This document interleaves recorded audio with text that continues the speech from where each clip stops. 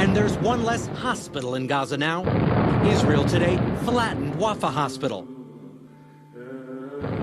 The sheer scale of the attack sparked outrage and condemnation around the world. Israel's month-long pounding of Gaza shocked many people around the world.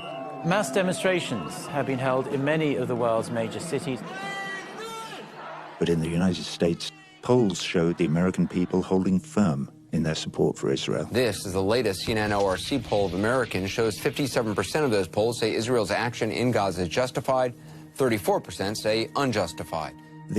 It's very difficult to divorce public opinion on any question from the media coverage that people rely on to form opinions. And I think the most prevalent lesson from looking at the coverage is that the coverage tends to see this conflict from the Israeli side. Israel is a state that implements its right to defend itself and its citizens. Almost every time you turned on the screen, there was an Israeli representative on the screen telling you Israel is the one that's in a position of defense. It is being attacked.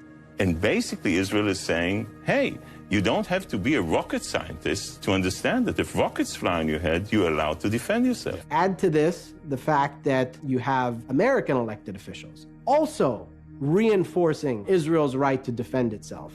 And you hear some of the same framing by anchors who reiterate and reinforce many of the same talking points that the Israeli official spokespeople are making. Israel has the right to defend itself against Hamas, of course, a group that is firing rockets on Israel, coming out of tunnels to attack Israelis. That imbalance there was very significant in shaping the way the public understood. For almost 50 years, Palestinians have been systematically dispossessed from their land and denied their most basic human rights. But this isn't the story we get in American media coverage. Hamas is a terror organization committed to our destruction. They fire thousands of rockets at our cities. Israel says this is a response to the almost 800 rockets that had landed in Israel from Gaza this year alone. Again and again, the wider context of Israel's occupation simply drops out of the coverage, so that it comes across as this confusing and endless cycle of violence that begins when Palestinians attack and Israelis retaliate in self-defense. Cycle of violence presupposes this back and forth retaliation. It's the same sort of thing with a lull in the violence or a relative calm. Well, relative to who and to what, right? What's actually going on the ground is not ever a lull in the violence for Palestinians. In fact, occupation is a system of violence that goes on every single day. It's never about land, somehow. To make clear to people that it is basically a propaganda story. Israel's mechanism of projecting its propaganda, or what they call Hasbara, is one of the most sophisticated arms of its government. It's a weapon of Israeli warfare. A number of well-funded public relations organizations have emerged within the United States to help Israel justify its policies, especially the occupation and settlements, on security grounds.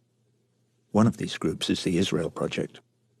In 2009, the Israel Project turned to conservative pollster and rebranding expert Frank Luntz. Frank Luntz. This is the man that reframed the estate tax as the death tax, healthcare reform as government takeover of healthcare. Now, some critics have called Luntz a spin doctor who manipulates public emotion, but Luntz would reframe that as Fox News analyst. The Israel Project hired him to determine which talking points used by Israeli and U.S. officials over time have been most effective in maintaining American sympathy for Israel. Luntz wrote up his recommendations in a 2009 report called The Global Language Dictionary. If you want to understand how the propaganda works, especially in the U.S., you need to read the Luntz document. He's really clear that the occupation, and especially the settlements, are a problem. And he points to polls that show a large majority of Americans actually think that Israel should retreat to the 67 borders. In fact, he says, when you talk about land in terms of 67, you completely flip American sentiment against you. But, and this is his solution, if you bring up the danger of terrorism, you win back the support. The key, Luntz says, is to claim that the fight is over ideology, not land, about terror, not territory. In fact, these three words, terror, not territory, summarize the basis of the propaganda campaign in the US. If you want to see this in operation, just look at the coverage of any of Israel's many attacks on Gaza over the past few years. Israel has the right to defend itself against Hamas, of course, a group that is firing rockets on Israel coming out of tunnels to attack Israelis. Any advertising executive will tell you the essence of propaganda is repetition.